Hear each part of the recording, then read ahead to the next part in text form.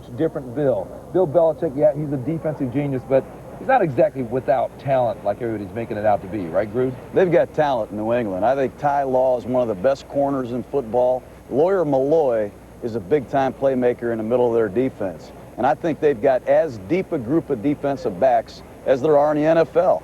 You take a look, Terrell Buckley, here's a guy that's a former first-round draft choice, starter for the Miami Dolphins. He's a playmaker.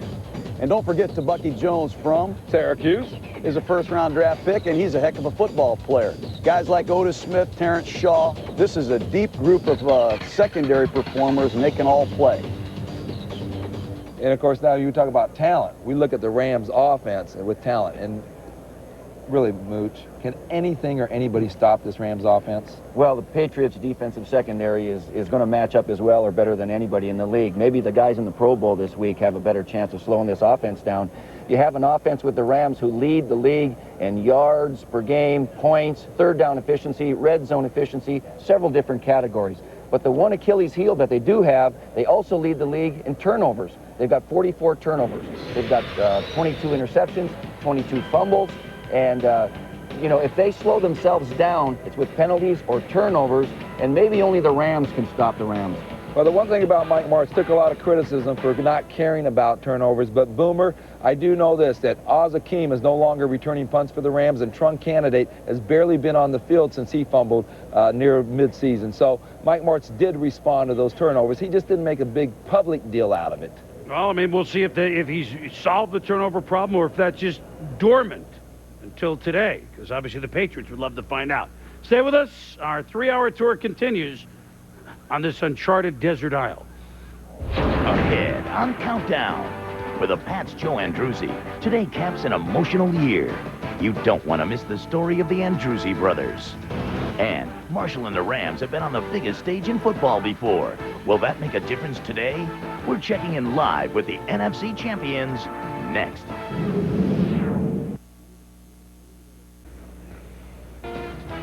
Ah, shucks, it's just the Super Bowl. The scene, oysters, and other pearls here in New Orleans. The fact that the Rams' core of offense can be kept together will allow them to perhaps visit the Super Bowl 1 or 2 more times in the next few years. But we are getting ahead of ourselves just a little bit. This is trip number 2 for the greatest show to the greatest football game, which means to many of them, there will be no Super Bowl surprise. They've done this before. Back to the Rams and Ed Werder. Well, Boomer, you know, the Rams do know from experience how to approach these final hours before kickoff at the Super Bowl. They have 24 players who have championship rings from the game just 2 years ago. They should know how to deal with the intense pressure and the oddities that this game presents. In fact, you might remember, though, back then that Kurt Warner was a guy who was far more familiar with supermarkets than he was Super Bowls, and the pressure led him to come out and throw incomplete passes on his first 11 attempts inside the red zone. In retrospect, Warner says that was because he allowed himself to become mentally fatigued. Last time, I got worn down a little bit because I was a little burdened by everything and all the different pressures and answering the same question that I'd answered for 20 weeks already. And this time, I feel relaxed. I feel good physically, mentally. I was so excited. You know, I about wore myself out doing warm-ups. So that's something, this Sunday I'll be able to relax, be a little bit more calmer, and to reserve some of that energy so when I come out of the locker room when the game starts, I'll be ready to go. The one area where even the Rams admit the Patriots might have an advantage is on special teams. During the regular season, the Rams allowed 2 touchdown returns on kickoffs. Including the playoffs, Troy Brown has 3 punt returns for scores. The Rams are focused on winning that matchup. We're not trying to go down and tie him, although that would be an accomplishment. We have to do more than that. And we certainly can't think in terms of a tie or we'll get whooped. He kind of has the mentality that, you know, one guy isn't going to stop him. And he has that confidence like most great players do that they're going to do whatever it takes, and it's going to be hard to stop him. You saw what he did to Pittsburgh last week. He's definitely dangerous. He gets the ball and he heads straight up field. There's no dancing around. There's no nothing. He wants to get to the end zone, and we can't give up any big plays this game, in the special teams game. We have to win that part of the game. They wouldn't be in the Super Bowl if it weren't for their special teams, and that's been our weekly this year, and so we have to step it up, and we're looking forward to the challenge. Well, head coach Mike Martz is in a different role than he was 2 years ago, although his trust in Lovie Smith has allowed him to concentrate on making the offensive preparations. Still, it hasn't been an easy week for Martz. In fact, he was ill on Thursday. When I spoke to him after practice, described himself as feeling frazzled, but clearly spoke to him last night. He was back to his old self. He said, "Sterling, I'll sleep well the night before the game. I always do. I guess you can when you have an offense that scores 500 points every year." And, Ed, you know, Bobby April, the special teams coach, is probably not sleeping because, like you said, if you look at the numbers down the line in these matchups, this may be the only advantage that the New England Patriots have. And I want to show you how big that advantage may be. No team punted more in the punted less in the National Football League than the Rams. They only punted 43 times. No team kicked off more than the St. Louis Rams. So Troy Brown being an outstanding punt returner, maybe New England might invest if the Rams score like they've shown they will all year, put Troy Brown returning kickoffs as well. I don't think so. I asked Coach Belichick. He said, I don't think so. But he's now watching the show. Just a thought. just a thought. Watching the show, I think you can still time to factor that in. Steve,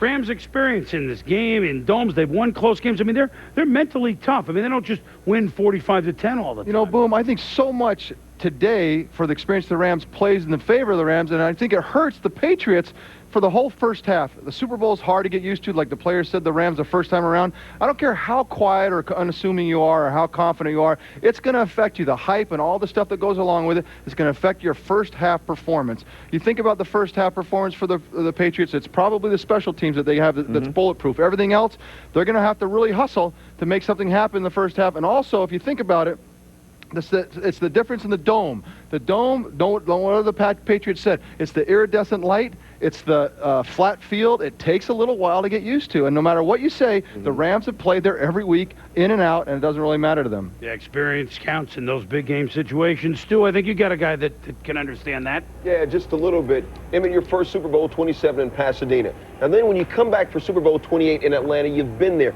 What's the biggest difference between being there the second time? I think the biggest difference is that you have a chance in the second go-around not to be as nervous as you are in the first one.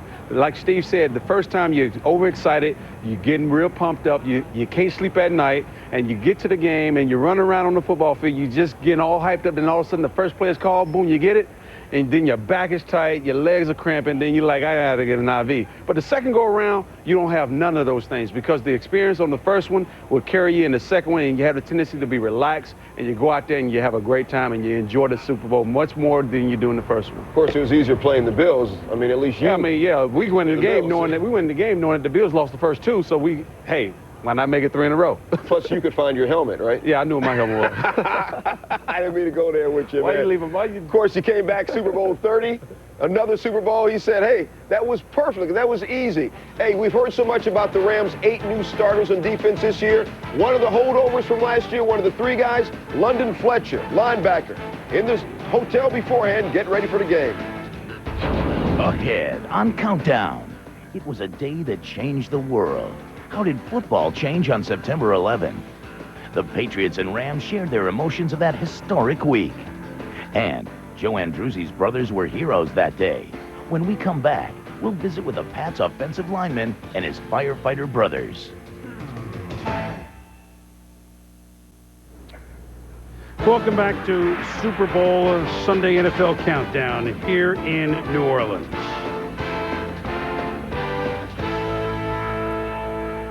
This is the first Super Bowl ever played in the month of February, but there's a very good reason. When the events of September 11th occurred, in the following days, nobody could even think about playing football. Thank goodness the NFL led the charge in postponing the ensuing weekend's games. Nobody was sure when football would resume, and nobody was sure of the role football, in particular, and sports in general, would play as part of America's healing process. What all of us found is that the spirit of togetherness through teamwork or in the stands was a bond that had a lot more meaning than before Tuesday, September 11th. That's certainly true of the 2 Super Bowl teams, the Rams and, fittingly, the Patriots. Today we've had a national tragedy.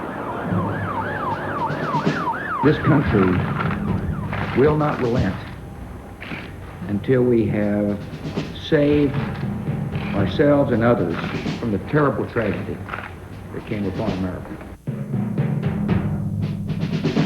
We in the National Football League have decided that our priorities for this weekend are to pause, breathe, and reflect.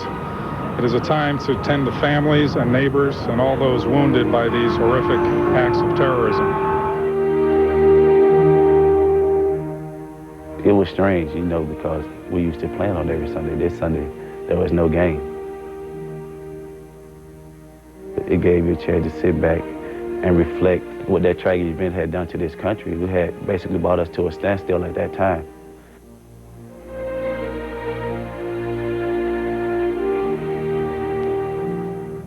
Made me look inward in my relationship with my family and how important that is, and all the things in your life that you take for granted that are really more important than football become brighter, louder, sharper, and football becomes a little bit more dull.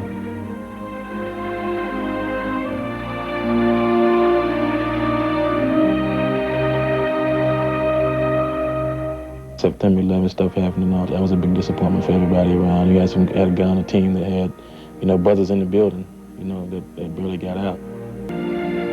Sports are such an integral part of American society, and the best thing we could do is to go back out there and play the game again and say, yeah, all right, man, you stuck us one, but you're not going to keep us down. We're going to come back. We're going to keep fighting. We're going to fight through this, and we're going to emerge as a stronger country than what happened before these awful events.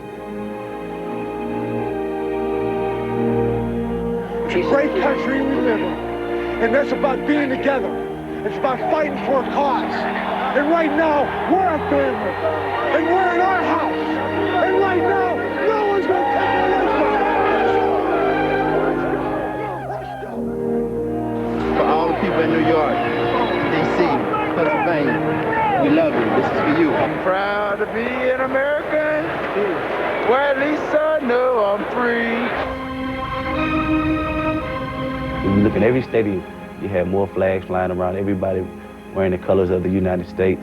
And I think that just simplifies what this country is made of, everybody pulling together at a time of need. I haven't allowed it to affect the way I approach my life, the things that I go about doing. You know, I haven't allowed it to cause more fear in my life. That type of disaster, you know, it makes you realize a lot of things. That, you know, every time you pass a fireman now or you pass a policeman, you wave, you know, and you say thank you because, you know, they're here protecting us. It's been something that this country can lose itself in from those events. I think it's been very healthy. I think it's been very good for the country to lose themselves a little bit in what's going on in the football field. There's not a day that goes by, a game that doesn't go by where I just am not thankful for what I get to do, for where I am, for who I've been surrounded with, my family. I mean, you just count your blessings.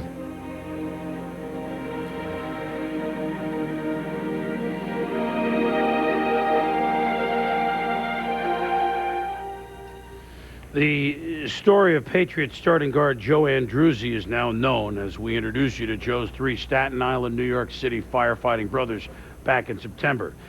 They're with him here in New Orleans to help him enjoy his Super Bowl experience. But as Greg Garber tells us, just having them around, period, is an experience that Joe and his brothers deeply wish many other families could enjoy. In this season of newfound patriotism, represented by the uniformed heroes of New York City, the New England Patriots find themselves in the Super Bowl. A little weird, but red, white, and blue team. I mean, just, yeah, everything falling together. Cinderella team. I tell you, it's the ending of a storybook. Joe Andruzzi plays for the Patriots. His three brothers, Billy, Mark, and Jimmy, are New York City firemen. Before September 11th, most people would have considered Joe the family hero by a wide margin. Do you think the gap has narrowed a little bit? Of course. I mean, not just firemen, but everybody. You know, it's just one of those things where you take for granted. There's a fire, we have to run in no matter what, and that's our job, and we go in and do what we got to do. So we're not looking to be heroes, but it's sad to say that it took 9/11 for them to respect us and the cops, like they should have in the beginning. And if you are a New York City firefighter, drop what you're doing, report to your company. A major disaster is occurring in New York City. Jimmy Andruzzi had reached the 23rd floor of the World Trade Center's Tower 1 when Tower 2 collapsed. I heard a Mayday, Mayday, Mayday. Get out. They just screamed, get out, everybody out. And then it was it. You heard nothing else, and then the rumble came. To tell you the truth, I think we all accepted the fact that we're going to die. That's the first thing you had to accept, is that I'm going to die here. But slowly, Jimmy made his way down the stairwell and out of the building. We got to the truck, I took my mask off, my jacket, and just saying, all those guys in there, get out, get out. You know, I'm just saying to myself, all those guys, all those guys, all the guys, all the guys. And then all of a sudden, as soon as I turned around, you heard the rumble, and the thing just started coming down. One of my brothers was in the building. And Joe led the Patriots onto the field. He didn't tell us that he was doing that. It was a total shock when he came out. It was great. It brought a tear to our eyes. I was affiliated with it a little bit more than everybody else, and when I carried those flags out there, they knew what it meant.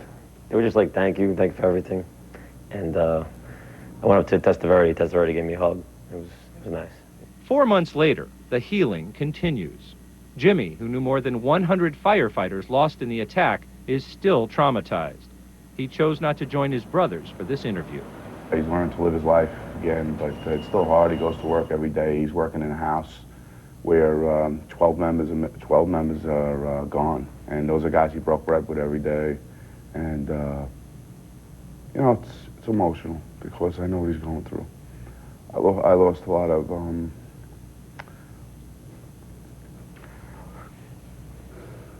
excuse me. I lost a lot of guys.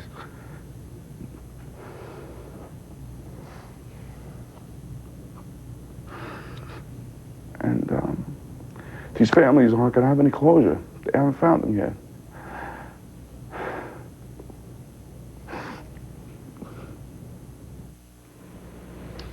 The Andruzzi family will be at the game today as guests of Commissioner Paul Tagliabue. It's certainly an honor that is, to say the least, well-deserved. We'll be back.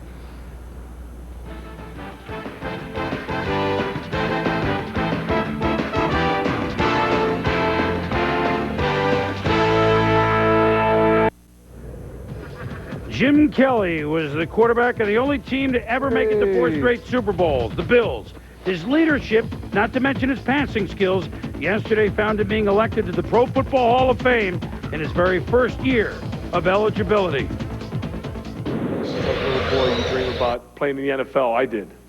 But to be in the Hall of Fame, that's a step above everything. You don't know that unless you're a part of it. But to be inducted into the Hall of Fame is the greatest achievement any person can get. But I also know that I didn't do it by myself. It took a lot of people helping me.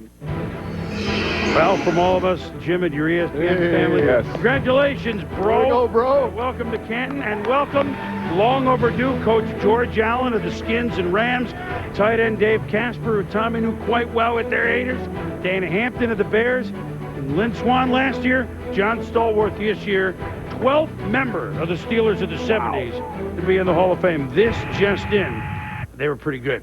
A man playing in today's Super Bowl who might one day join Jimbo in the class of 2002 in Canton, Ohio, is Rams quarterback Aeneas Williams. I mean, what a way to celebrate your birthday week by playing his first Super Bowl in his hometown.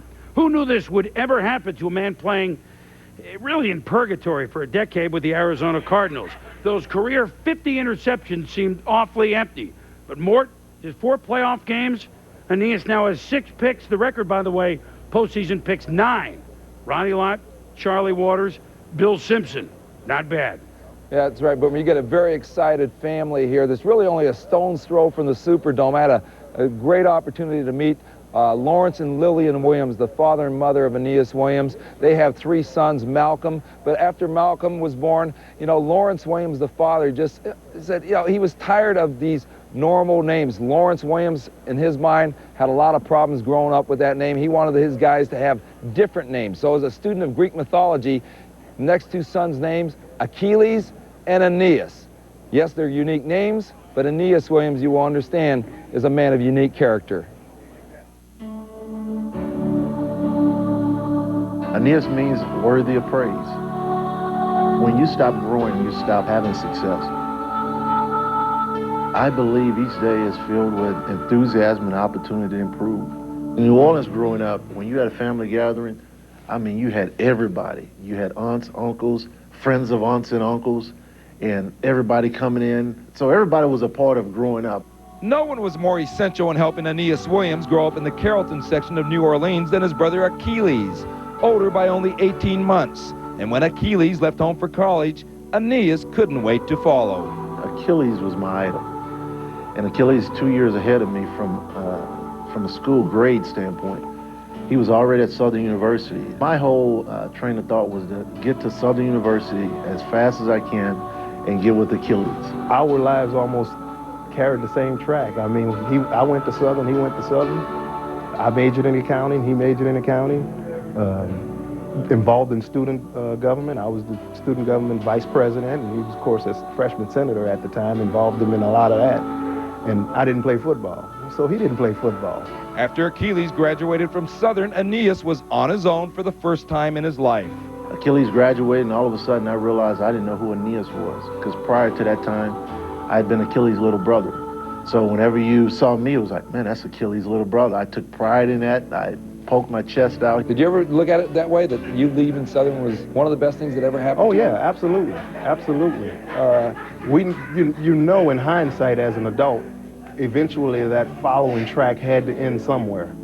So why not have it end at that particular time in life, and why not have this kind of story to tell about it? Persuaded by friends to play football, Aeneas walked onto the Southern team as a junior with no notion of a professional football career. I would go down on the field after a game. The first question I would ask, well, how's it go to school? I really didn't care much about, football. We just wanted to raise our kids to be fine young men and get a college degree. We stressed to them that your grades were more important. If you can play football on the side and keep your grades up, then we'll accept that. But your number one priority is school. Williams was taken by the Arizona Cardinals in the third round of the 1991 draft, but after 10 years and only 2 playoff games, he decided it was time to move on. The move to St. Louis has quickly paid off in a trip to his first career Super Bowl, made even sweeter by the fact that Williams will play in his hometown with his family in the stands. We have always, after a game, and I'll go down on the field, or we'll go down on the field, and we'd hug and kiss, and we would just say we love each other. What he's doing right now is actually not an accident based upon his track record. It is the culmination of a lot of hard work, a lot of discipline, a lot of studying of opponents. And if you know the story and if you followed it for 11 years, this is not an accident. It's quite natural. This is just the beginning. This is the first stage. There are many other stages, and whatever he goes into, he's going to go into it with the same enthusiasm that he plays football.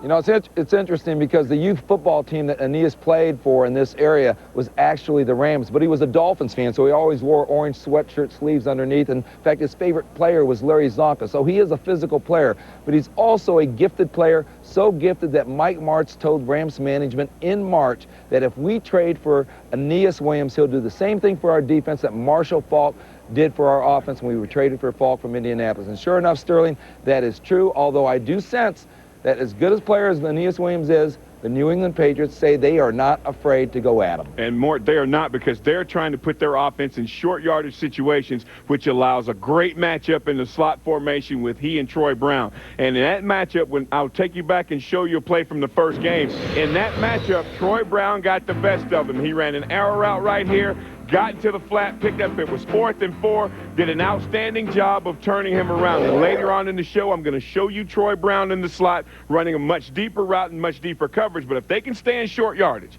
and make that matchup a classic physical battle, I think Troy Brown and the New England Patriots might get the best of that Well, matchup. Sterling, you know that no one can cover a guy one-on-one in the league. I mean, in the end, if it's one-on-one, he's going to be open. But Aeneas gives him that chance. But you think about it, Lovie Smith, defensive coordinator at the draft time, said, in my want ad, what do I need to make this young, aggressive defense feel better? I need a Pro Bowler, a cornerback who can fundamentally sound and lead by example, and that's exactly what Aeneas Williams has done. Not only that, he's a physical guy, like Mort said, but he's also a spiritual and emotional leader in the locker room. I think more important than even his cover skills and his physical skills are these emotional and spiritual skills that he brings to this whole team, this young, aggressive defense. Well, with Arizona, Steve and Sterling and Tommy, I mean, he would be the one player.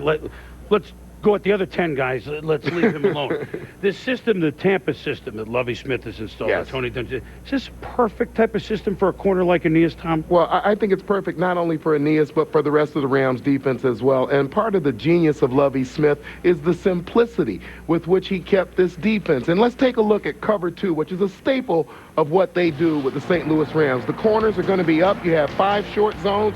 The 2 safeties are going to split the football field. As the wide receiver comes off at the bottom of the screen, the corner wants to force that receiver to release inside, get a little bit closer to the safety, but he's basically playing 2 guys.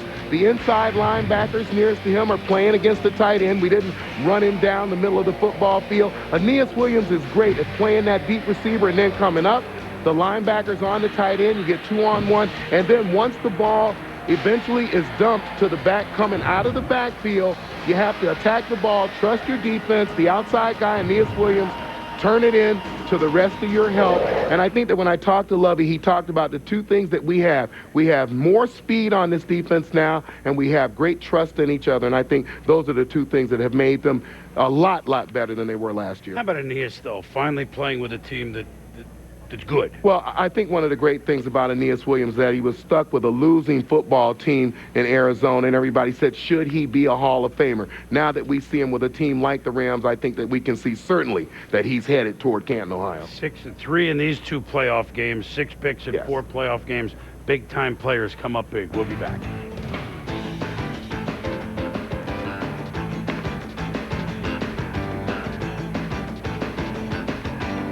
Coming up on Countdown. If running is a science, then just call Marshall Falk a jucologist. The Rams running back is giving you a lesson in running the rock. 5 years ago, he was the starter. Now, he's the backup. Drew Bledsoe reacts to Bill Belichick's decision. And if you survive 3 years at running back, you've beaten the odds. But what's the price of the pounding that backs face carry after carry after carry? You don't want to miss this powerful story. And it's next. Welcome back to Super Bowl Sunday NFL Countdown. You cannot get your New Orleans game on without Cafe Du Monde, the world famous, getting your beignets and your coffee, and we've had both. All right, Andrea Kramer is with us now, and since Chris Berman's over in the other set, Emmett and I will do the honors, so good morning, Andrea. I can handle the double team, guys. I can handle it. Yeah, I can handle it. I can handle it.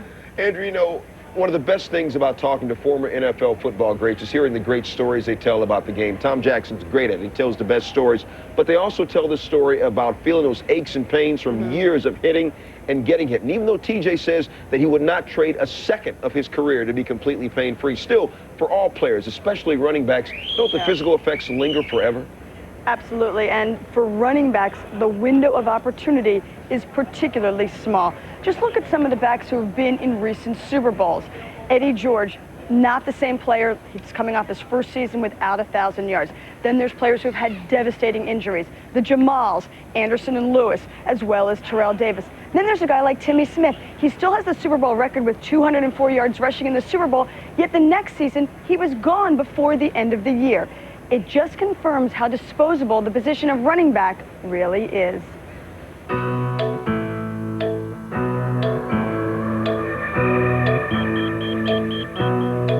Monday morning, I mean, for me, is hell because I don't want to get out of bed because I know the minute I get out of bed, the pain is going to start coming. You know, my ankles are going to ache, my legs are going to hurt. You were the quickest guy out there on the field, and then Monday, you can't move. There's been a lot of Mondays that I felt good, you know, when I went to bed, or I felt, you know, well enough, and I woke up and I was just like, oh my goodness, you know, something's hurting here, my ribs, or you get out the bed and you're like, oh. Welcome to a running back's life. The average football life of a running back is the shortest of any player at any position in the NFL, only 2.57 years. According to a recent 10-season study of playing careers by position. This is the study from the NFL Players Association. Wow. I've survived it, huh?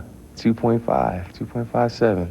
I mean, that's just a testament of what we go through. It's a high collision, high impact, speed, velocity contact position.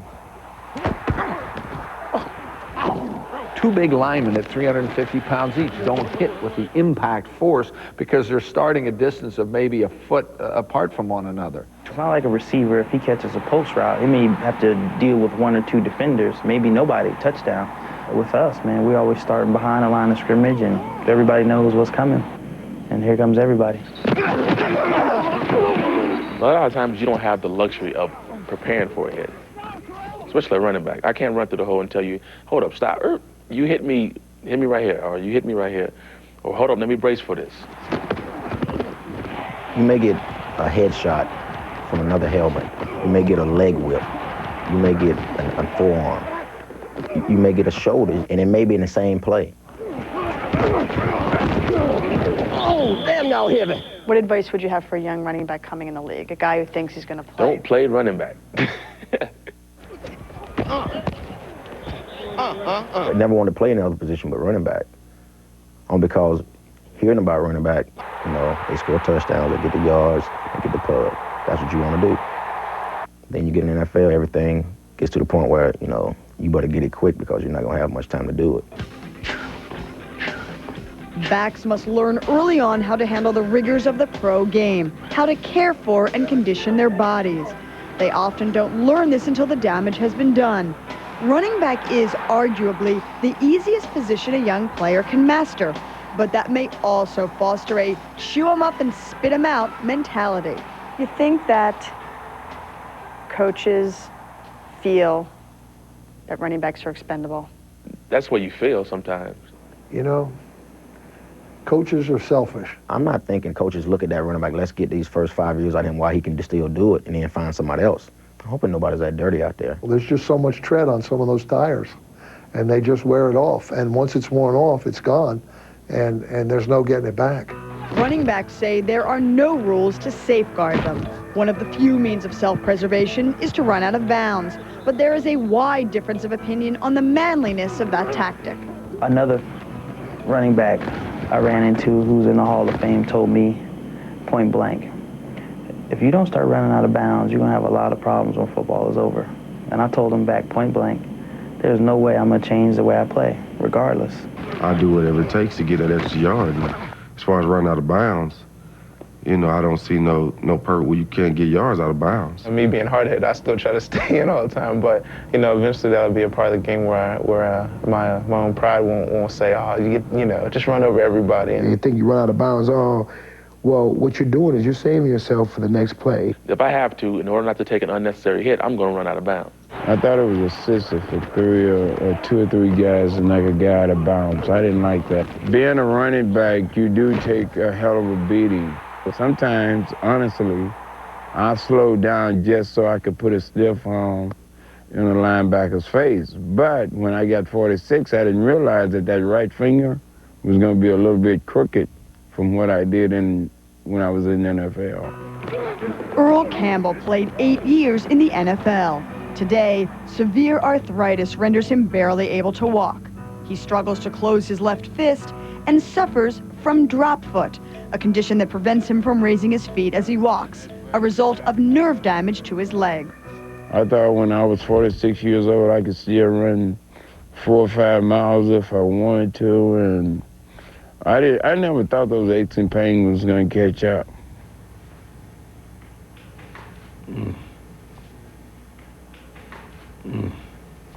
Yeah. Wow. That's serious. You don't think that, you know, at this point in his life, it's difficult to walk. Those Terrell Davises and Emmitt Smiths and all those guys, they're going to kind of pay for some of those bumps and bruises when they get older. I wouldn't be playing. If my body's in that sort of a state, or I knew I would get to that state, I'll shut it down. I definitely don't want to be like that when I'm through playing football, but I bet you Earl don't regret doing what he did when he was playing football and the way he played the game. I don't too much regret nothing that I went through in pro football. And that's what you do when you play football. You think about football. And when football's over, it's okay, let me limp around with my son. But you don't look back with regrets. Hopefully you won't be reading he can't walk up the stairs in Atlanta. But, you know, if it happens, then so be it. Having played already a year longer than he's played, that's scary. It brings into a lot of different things to consider as to when it's time to leave the game. Now, I watched you during that piece. The first thing you did was you checked your hands when I talked about Earl. Right. But you were disturbed seeing him. What goes through your mind? What do you think about with life after football? It's very disturbing when you see that happen. And for life after football, as a football player, you don't have the tendency to think about 20 years down the road. But what you find out is you hear stories like this. You always hear the good stories. The general public hear about the good stories. But these are the real life stories that, for a running back, as you can tell, when you're 40 and 50 years old, these are some of the things and some of the problems that you may end up going through. Now, when we were doing this story, just about every back that we talked to pointed to you as the exception. 12 seasons, over 16,000 yards. You are the exception to this story. How is that the case? Well, I think, one, the blessings from God has given me the grace to be here for 12 years. And not only that, but I think when I look at my off-season regimen and my in-season regimen, I do things to try to add value to my game and add value and add longevity to my career. Things such as massages, chiropractic, trying to eat right. I'm going to be trying to do some new stuff like rolfing and maybe some yoga later on this season. So it's a matter of how do you balance out the rest that you need with also keeping yourself strong? One thing I think you need to do as a running back or as a football player, you need to look at yourself as your only best investment. You cannot think about anything else. You got to invest in yourself and take the time to take good care of yourself early in your career. Like I told LaDainian Tomlinson this year, you have to get in there, get your massage. You got to find your very good chiropractor, and you got to do these things on a consistent basis. The difference, though, for a running back as opposed to, say, a defensive back is a Rod Woodson can go from being a Hall of Fame cornerback to playing safety. But a running back, you can't play any other position. Truly, you cannot play in any other position, so you got to do the best at the position that you're at, and you got to do it at a high level for a long period of time. And hopefully God give you 12, 13, 14 long years. Well, this guy does it at a high level. He's one of 7 running backs to be Super Bowl MVP, second only to the 18 QBs who've been MVP. We are coming back. Stay with us. Ahead on Countdown. He came off the bench to win the AFC Championship game. Now, Drew Bledsoe is being told, thanks, take a seat. How has it affected his relationship with Tom Brady? And can the new and improved Rams defense repeat their performance from last Sunday? Our coaches take you into the game plan of the Rams D versus the Pats O. Next. Let's go inside the numbers at the Super Bowl.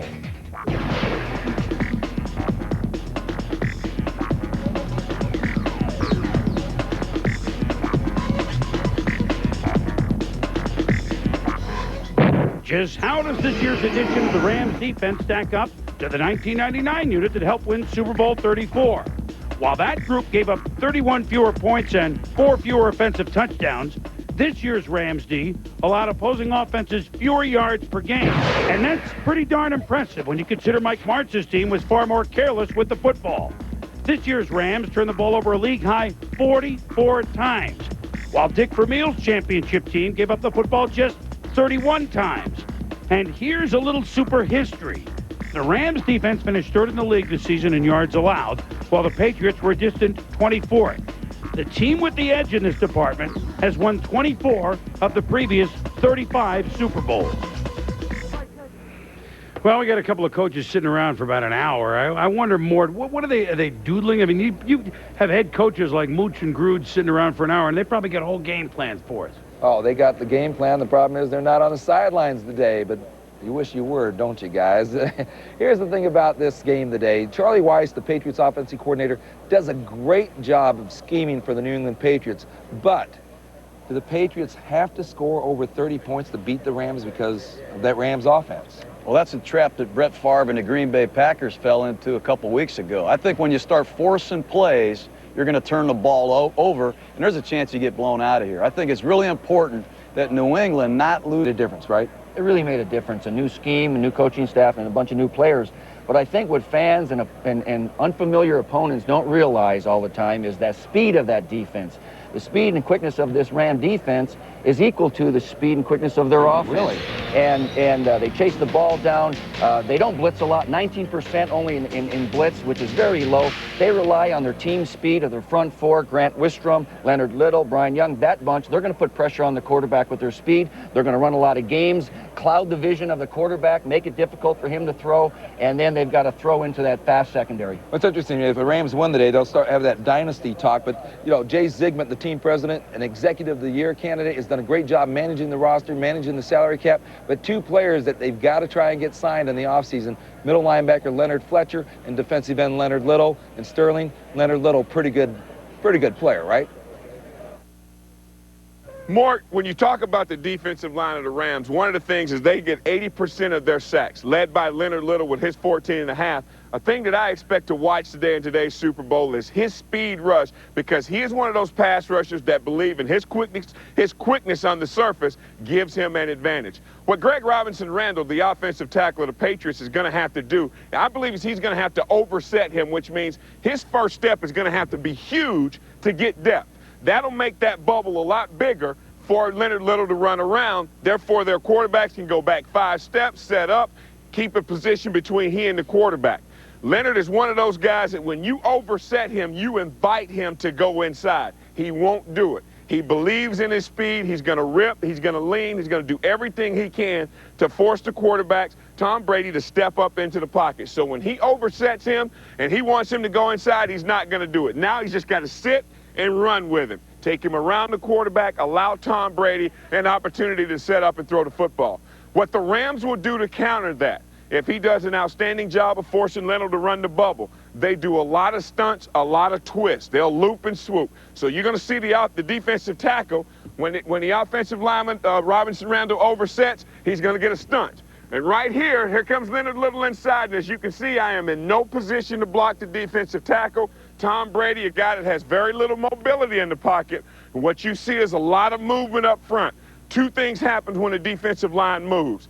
It forces the quarterback to watch the rush, and it also creates rush lanes for those guys to get pressure on their quarterback with their front four. So when you're watching the game today, pay attention to the Rams' defensive line. They do an outstanding job of rushing the passer. Coming up on Countdown, Steve Young watched from the sideline before he got his shot to start in the Super Bowl. Drew Bledsoe started one and is now the backup. Quarterback to quarterback, they take you through the emotional roller coaster. Learned last week, you got to be ready to go. And I certainly don't wish any ill will towards Tom, but if the chance comes up, man, I'm going to take it and run with it. Oh, the joint will be jumping less than, well, let's see, what do we got? 5.5 hours from now. Yeah, baby. Super Bowl 36 inside the Superdome. From a $100 million franchise quarterback to a backup spot to never be heard from again to a championship game savior, now to his second Super Bowl, albeit we're not sure if he's ever going to take a snap. So, Steve, to say Drew Bledsoe's season's been a little whirlwind, a little unpredictable, understatement. Well, and Drew Bledsoe's also been here to New Orleans for a Super Bowl under very different circumstances, of course. Unimaginable 6 months ago that the New England Patriots would be in the Super Bowl, and even more unimaginable that Drew Bledsoe would be the backup in that game. What a season for Drew. He lost his good friend Dick Rabine his friend and coach early in the preseason. He had his own horrible injury. He lost his job through the season to Tom Brady, and then capped off by the exultation last week as he won the championship game. I sat down with Drew soon after he'd heard the news about who would start in today's Super Bowl.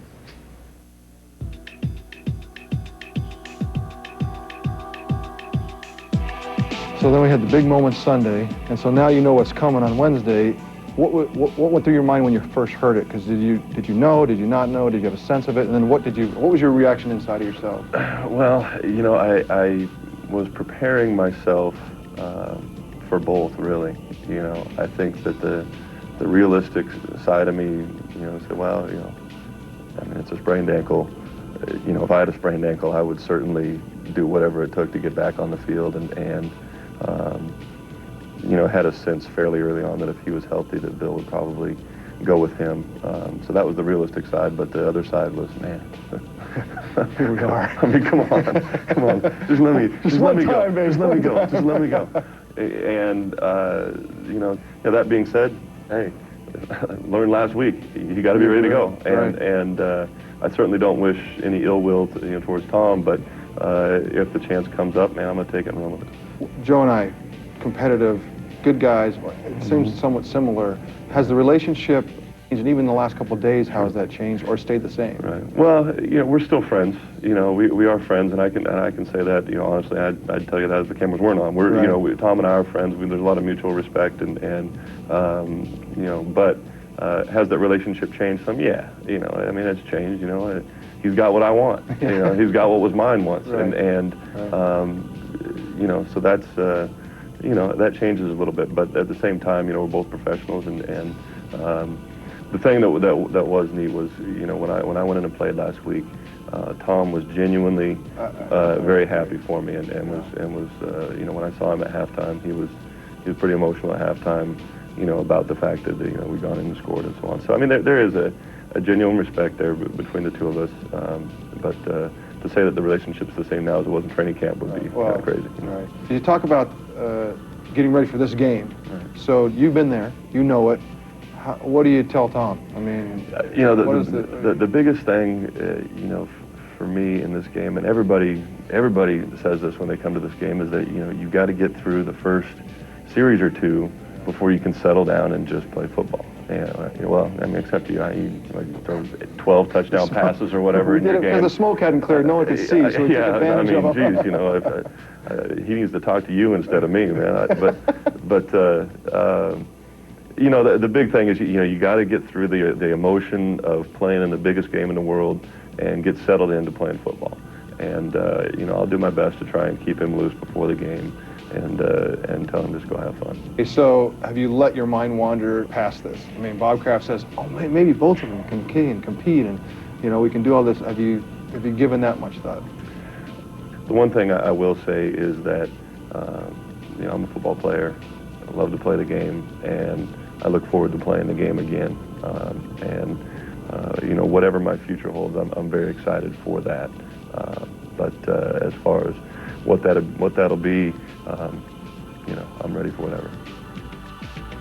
Nobody could have handled this whole year better than Drew Bledsoe did, and I really believe that he has used the time off to reinvigorate his interest and appreciation for football, and especially his appreciation to play quarterback. I expect next year, wherever Drew plays, that he will be a better football player and a more reinvigorated player. We went up there a couple weeks ago, Steve. Troy Brown said, you know what? The way he's handled everything, he really is our MVP. If you think about it, we don't get here if he doesn't handle things that way. But it is Tom Brady's Super Bowl, to win or to lose. And Brady now is the third youngest quarterback ever to start a Super Bowl game, the youngest non-Miami Dolphin to ever start a Super Bowl game. Marino and Woodley, the only ones younger than Brady. Oddly enough, Drew Bledsoe's on this list. Guys named Montana and Namath did okay, I think, when they got to the Super Bowl, but I mean, it's obviously quite a tough stage. So now we look at Tom Brady. What's the real book on Brady? He had success 6-7 games, then coaches figure you out, but he's kept winning. So what's the book? Well, I think he does all his work in the middle of the field. The coaches tell me they love Troy Brown. We talked about, Sterling's talking about, get him in the middle of the field. That's unusual. A lot of quarterbacks today work outside, throw the fade, throw the easy passes. It seems like the coaches and even Brian Cox told us when he was on the show, Tom Brady does not like throwing the ball wide, and we're not really sure exactly why. We don't think it's arm strength, but for whatever reason, the coaches don't want him throwing sideline routes. He's an inside passer. He likes to read inside the numbers, and that's when a lot of quarterbacks get into trouble. A lot of linebackers running around, a lot of stuff happening on zone blitz, but it seems like Tom Brady's the guy that can handle those inside routes. But when you watch Tom Brady throw the football, he throws it inside because he has Troy Brown, he of 101 catches, who works the middle very convincingly, and that is an easy throw the New England Patriots believe for a quarterback. I want to show you a great route. Now, we overused the word great, but I'm getting ready to show you a great route. Troy Brown, you saw the freeze, you see him get inside. He builds the separation. I want you to watch the stop.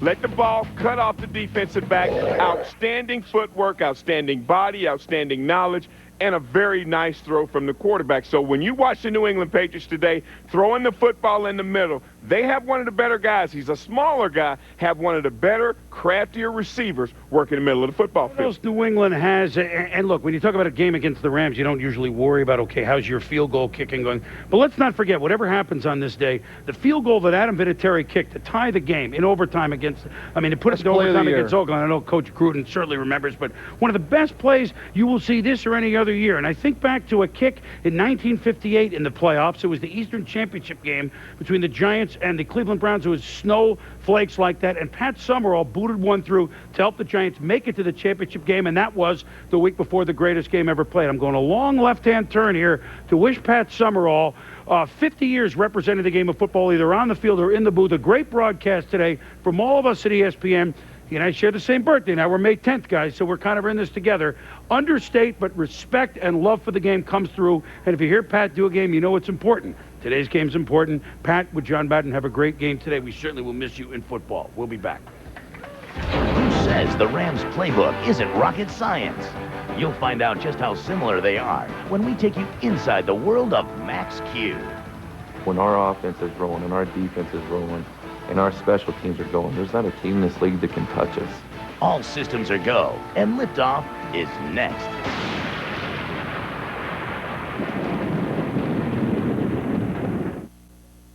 Welcome back to Super Bowl Sunday NFL Countdown here in Nolens. They don't have horse-drawn carriages, they're mule-drawn carriages, part of the laid-back attitude of the Big Easy.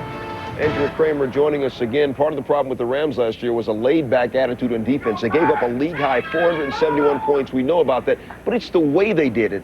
I mean, seemingly there was a lack of desire in there. It's why new defensive coordinator Lovie Smith, he instilled a new term to be graded on, the loaf. They said no loafs. They also had another phrase this year, and Andrew, and maybe, you know, we're talking about it's not exactly rocket science. Ha! You Maybe it is. never know, do you? Yeah, the buzzwords surrounding the Rams this whole year has been Max Q. It's a phrase that refers to an expectation that everyone is playing at the highest level in everything they do.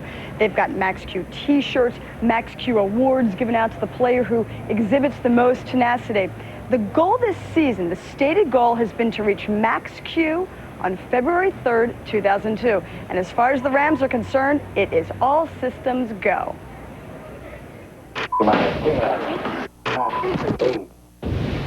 Max Q is a term from NASA that indicates or means that it's a coming together of everybody at the same time.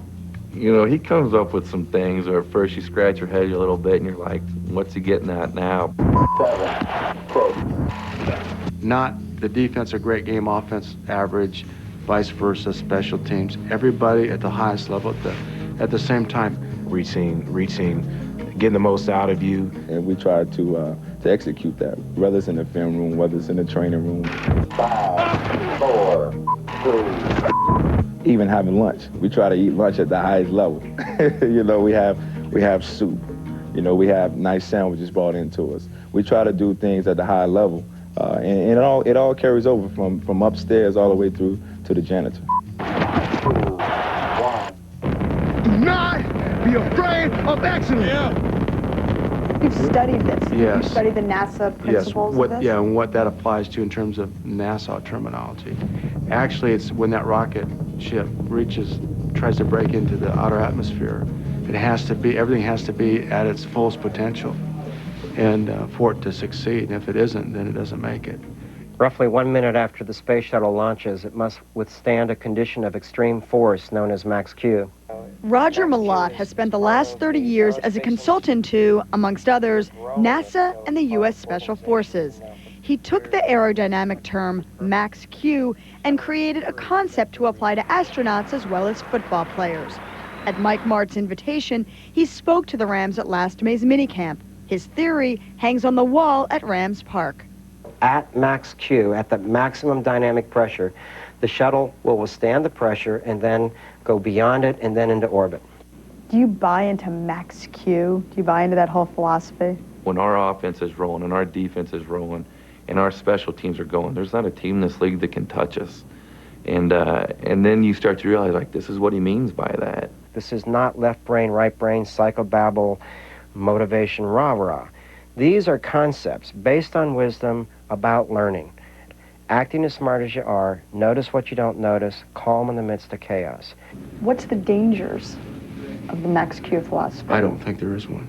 But there's no downside to it. There's no downside. I'll use this illustration with you. You and I are going to run a race. You're faster than me. You know that you can beat me. Now, do you run that race just to beat me? or do you run that race as fast as you can? I run the race to do my best. Well, you didn't ask that. Do you run as fast as you can, or do you run it? I run to as be fast as I can, Yeah. which would be my best. Right, and that's what we do. That's what this whole thing's about. And by doing that, you avoid those peaks and valleys of the season where, well, we just have to play this hard to get by this team. We can beat them 24-20, one of those kind of deals. And that's why we press this team throughout the game, no matter what the score is. In engineering terms, the max Q effect lasts only a couple of seconds. In football terms, the concept is carried through the entire season. Every time we get into a team meeting, we sit there and say we still haven't reached quite our max Q. We've done it in different phases at different times. We're still shooting for the game where we're clicking on all cylinders. We've been beating people pretty bad even without reaching it, but it would be really scary if we reach it. Mike Martz embraces the max Q concept, but he's not the kind of fiery coach who's going to be out there giving motivational speeches. In fact, he told me in today's pregame locker room, he's probably just going to tell them, just go out and play.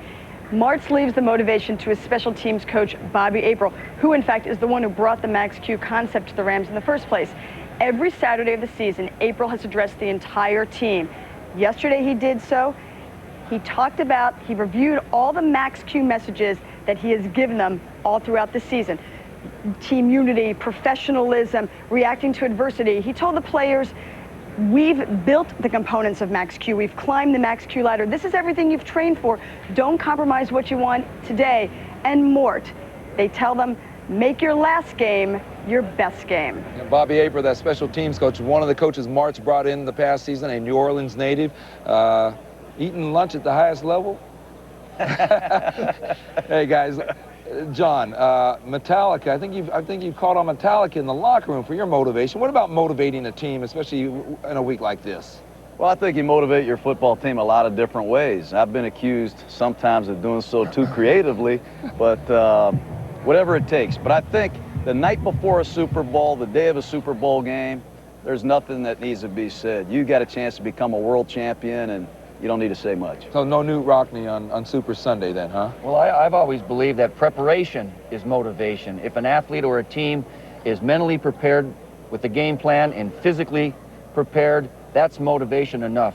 Gives you a certain sense of confidence in order for you to do your best on game day. The coach doesn't have to do the old Newt Rockne thing, win one for the Gipper on a day. The bigness of a game like this is motivation enough for these teams to play at their highest level. So really more in mid-season when the team's hitting a little lows, do you resort to those tactics or not? Unless you got the max Q. You know, the max Q is a great idea. Now, you learn a lot about this business, and what you just saw right there is not a coincidence. A lot of players have bought into that max Q, and maybe the Raiders will have to pick up on that next year. Let's go back to the max Q set with Boomer. Max Q. Tell you what, I get my motivation, guys, from Tommy. We have 15 Super Bowls we've been together. Tommy gave a speech just before the show. It went like this. Have a good show. Big day. We're all ready. Way to fire yourself, Tom. Emmett, how about my bad? What about Emmett? What have you heard through the years? Different sorts of speeches. I got to hear about Barry Switzer, Stu, when we asked Emmett. The only thing that Barry Switzer was able to say to us was, men, we're here. Now let's just go out here and play a good game. The way I feel about it, you play the game of football and you've been playing since you was a kid to become a champion. And when you become a champion, you go to the next levels. Levels of high school, levels of college, and then all of a sudden you're at the ultimate level, which is the professional football league. So when you get here, you shouldn't have any other motivation other than to get to the Super Bowl and win the Super Bowl. So there's nothing the coach can say to you 2 minutes before a ball game that's going to get you pumped up, ready to play the game any more than what you've already been prepared to do. Emmett, I think you're exactly right. And you know what I'm reminded of? Super Bowl 32. You know, the Broncos go into that game against the Green Bay Packers. They're the defending champions. And Mike Shanahan gave the greatest speech for an underdog I've ever heard. He said, men, let's go out and show the world what kind of football team we have. And I think that they knew that he had confidence in them. He knew that there was nothing that he could say to get them more ready to play than they already were. It's the Super Bowl. Yeah, Tom, these guys are professional football players. They do it for money, and I think motivation comes from knowing, and you talk about the max Q, the only way Mike Martz really motivates his team truly is that they know game day, in the game, they're going to get the touchdowns, they're going to get the carries, they're going to get the catches, they're going to get the passes called on game day. They know they're going to get their numbers. That's That's how they get motivated and stay motivated week to week. So here's the Super Bowl. They know going into this game, Mike Martz could say anything. It doesn't matter. I know I'm getting my play called. That's right. You know, I'm looking at them, and it's a good thing the Cowboys weren't that motivated that 52-17 game against Buffalo. We'll be back. For one team today, the reward will be the ultimate prize. Super Bowl rings have come a long way since the days of Lombardi. And the last time a Super Bowl was played in a time of war, the experience was memorable in so many ways. We'll give you chills as we remember anthems past. Next.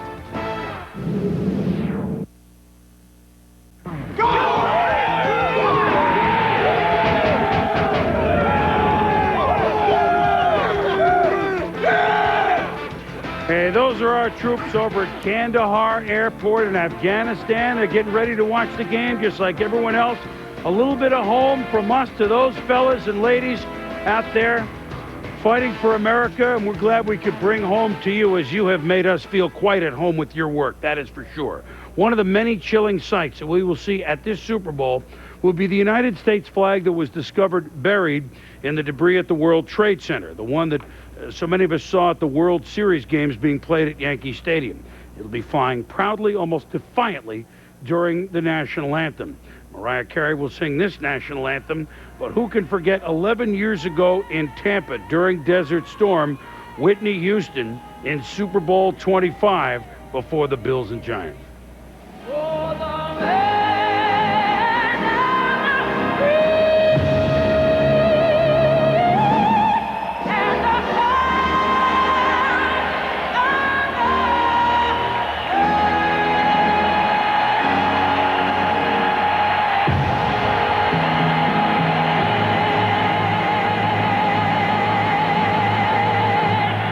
Well, I know none of us that were in the stadium, and certainly none of you out there that saw that will ever forget that will be certainly the standard. Mariah Carey has to fill some big shoes today. As for the players at today's Super Bowl 36, they have given some thought to where their emotions will be when the anthem is played and when the flag is flown. That's one of the biggest things that'll move you, just looking up in the stands and seeing the support that we still have for our game, even though there are terrorist threats out there. You really can't, hear that song anymore and not think about those people and what happened. And you can't, every time you see a flag, you think about the people overseas who are doing their job, fighting for us. So, yeah, I think it's hard not to let that cross your mind. Well, just shows how far we've come since 9/11, that we still able to get together in one collective place and not let some cowards, deter us from the way we live our life. Well, those are some of the players. But Stu, you're with some folks who I think have already done plenty of thinking about what the anthem and the flag means to them. Absolutely, Boom. Back here, appropriately named at Artillery Park, I'm with 5 U.S. Navy sailors who are here for the game. They just came over from being on board a ship overseas. Now, the Navy raffled off 4 one-week furloughs for you guys to come. 3 of the guys chose a wife or a girlfriend to bring as a guest. The 4th chose a crewmate. Very interesting. All these guys re-enlisted after 9/11, and they all came over here. It's been a 25-hour trip, 25-hour flight, but geeked up to be here at the Super Bowl because, well, they're all sports fans. I'm now with Staff Sergeant Leotis Smith. Brother, I thought Emmett and I were clean with our suits, man. This is, I like this. What has it been like emotionally? I mean, you've got the long trip, but you're here on such a patriotic Super Bowl. To be here and all the support that we've received and response from everyone out there, it's been outstanding to know that only hours ago we were actually out there in the midst of everything going on to try to keep peace in the world, and to have won this trip, it's just been great. The feeling's great. Where are you all shipped? Where are you based? Can you tell us exactly where you are out there in the Middle East? No, I cannot say exactly where we are. I can say that we are currently in the Arabian Gulf. We are supporting the ground troops, and we're giving air cover so to make their job as easy as possible. All right, who's the guy who decided to bring a crewmate instead of a wife or a girlfriend? Is that you? That's me. What's your name? FC2 Bruce Friggy. Who did you bring? I brought these guy behind me right here. Why? Tell me why. Because he's a good buddy of mine. I have a good time on ship. We go out and party together. We just spend a lot of time together at work, at home, whatever. So we just have a good time together. That's a heck of a buddy. We've heard rumors about how military men spend their off time, and this is New Orleans, so y'all just keep it down a little bit. Also, all of these servicemen were presented with personalized sporting cards, as it were. You've seen the Emmitt Smith cards. Now they have their own cards that were presented to Emmitt, presented by Emmitt on Friday. So Emmitt, like, you might think that they're your heroes, dog, but I'm thinking they're yours. Well, in actuality, these guys are not just heroes to me, but they're heroes to our great country. Oftentimes, we take our freedom as leisure, or as lightly as most people may take a game that they're not interested in. But these individuals here are out there fighting the game of life. We as football players have the tendency to play the game of football and provide entertainment for the world and a release for the world. But these guys right here are the real reason why this Super Bowl is going to happen today. And not only is it going to happen today, but it's going to happen for many, many more years to come. And I just want to say thank you guys right there for providing the freedom for me and the thousands and the millions of Americans that are living right here on this homeland. And may God continue to be with you guys as you go out there and continue to fight that battle. We do appreciate it. Now, got to get some predictions. Spoken like a true champion, and all of you are champions. All right, predictions, quickly. Who we got? Patriots all the way. Hey, Patriots. Oh, yeah. Patriots. One Ram, 4 Patriots. Patriotism, Patriots. Boom, looks like it's going to be an upset. We will come back. Ahead on Countdown. How does Marshall Faulk do it? The Rams running back takes you inside the science of his game. And whether it's his radio show or his website, Torrey Holt's never at a loss for words. Kind of like his idol. We'll tell you why Torrey reveres Muhammad Ali. Next. Well, New Orleans is not just Bourbon Street. That's the Garden District, the trolleys running through Barry, picturesque. Lots of ways to get around this compact, unique, no other place in America like this, with the French and the Creole influence and where it is geographically. Very interesting. Well, we know by now that the last game the New England Patriots lost was to St. Louis back on November 18th, Sunday Night Football, ESPN, 24-17 at home. Kurt Warner had 401 yards passing that Sunday night. Here's Jaws with a taste of the playbook.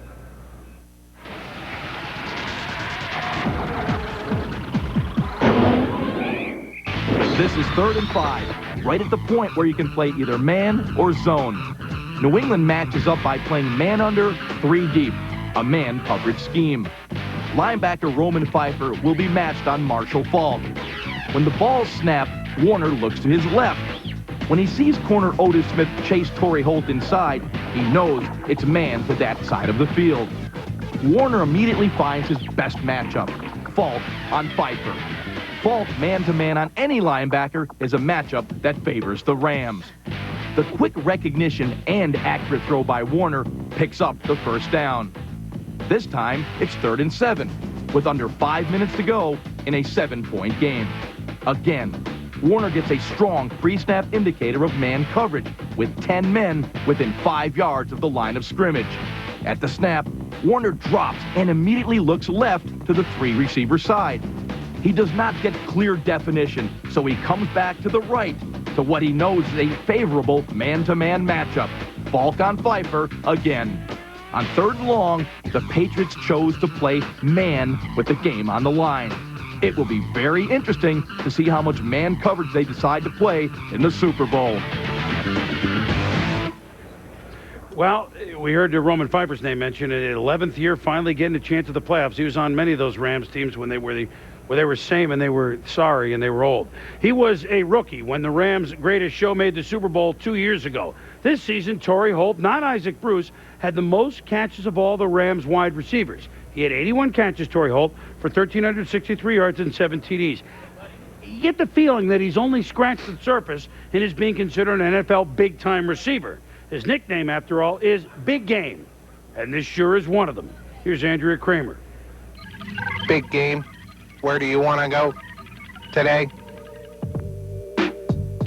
I don't want football to consume me like that's all that I'm good at.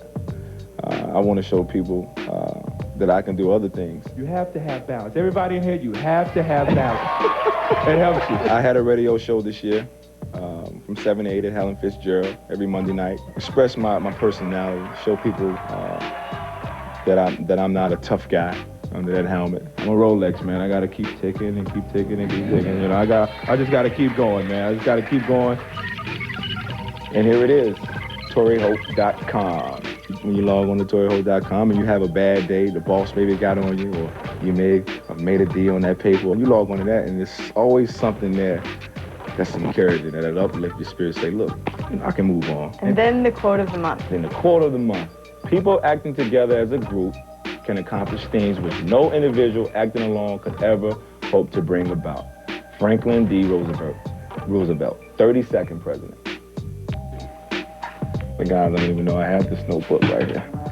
St. Louis Rams, Hope, 88, back in the day.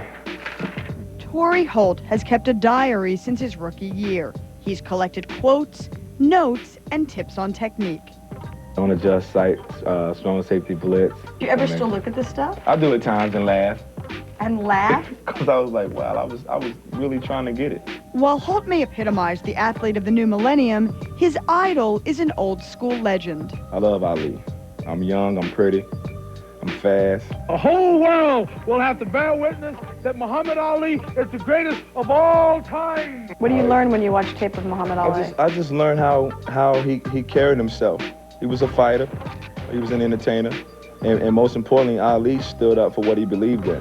Whatever the punishment, whatever the persecution is for standing up for my religious beliefs, even if it means facing machine gun fire that day, I will face it. This is my man. I love this painting, and I'll forever keep this painting for as long as I live. And I'd like to say what up to Muhammad Ali if you're watching. I love you, man. To best appreciate Holt's energy and personality, you need to go back to his hometown of Gibsonville, North Carolina. It was in these tobacco fields where he built strong hands and a humble heart. Tobacco leaves. That's where it all began for me. We would get up in the morning during the summers, mom and dad, 6 or 7 o'clock, wait on the truck come by and pick you up, and you go and pull tobacco for 4 or 5 hours. What does it do for you? Both in terms of building up physical strength, but also in terms of letting you know about a life that's out there. Yeah, I think it hardened my soul. I think it really made me who I am today. I don't take anything for granted. Because working in the tobacco fields, believe me, you don't want to do that every day. As a sophomore in college, Holt also endured the most painful experience of his life, losing his mother after a 10-year battle with cancer. My mom is my role model. She was a hard worker, did whatever she needed to do to make sure Torry, Tasha, and Terrence had what they needed. So she's the biggest role model. Dealing with cancer and getting up and going to work from 7 to 3, aching, hurting. It looks like you think about her and you smile. You don't think about her and feel sad. Nah, my mom's is like the best. She had a beautiful smile. I have a beautiful smile, so I have to smile. Well, he wants to smile. What's the Patriots' task, Steve, and guys, to stop him from smiling? Well, Torry Holt's got to figure that today is going to be one of the most physical confrontations of the year. Why? Because Bill Belichick doesn't go just at the heart for Kurt Warner. Everyone knows you got to get to Kurt Warner today. How do you get there? They don't have the front four to go right at his heart, so they go like Monty Python, like, I'll bite you to death with the appendage just cutting off. And he goes with guys like Ty Law outside by being physical, beating people up, tearing at their jersey, literally pounding them into submission. That way, Kurt Warner has to sit back, the timing is disrupted, and pats the ball lightly a couple times, and boom, all of a sudden, then that front four can get there. Bill Belichick does it through the back door. Well, the appendages being cut up, I can segue that to getting physical. And I think the wide receivers of the Rams make that awfully hard on you. When they run their routes, they catch the football downfield, and then they get down on the ground. They don't allow you to make a lot of contact with them. We'll take a look at a couple of plays here. Kurt Warner, very accurate, gives them a chance to run with the football after the catch. But most often you see defenders flying over the top, not able to make the big hit on them. Now, easy explanation here. You watch this team throw the football around all year, and yet their receivers have stayed healthy all year. The real tough guy on this offense, Kurt Warner. Those wide receivers are not taking a beating. And the real tough job is for defensive coordinator Romeo Crennel and head coach Bill Belichick, because now they don't have to screw with one guy, usually the quarterback. They're going to have to take two, whether it's going to be Kurt Warner and Torry Holt, or whether they're going to have to divide and conquer and take Isaac Bruce and Marshall Faulk.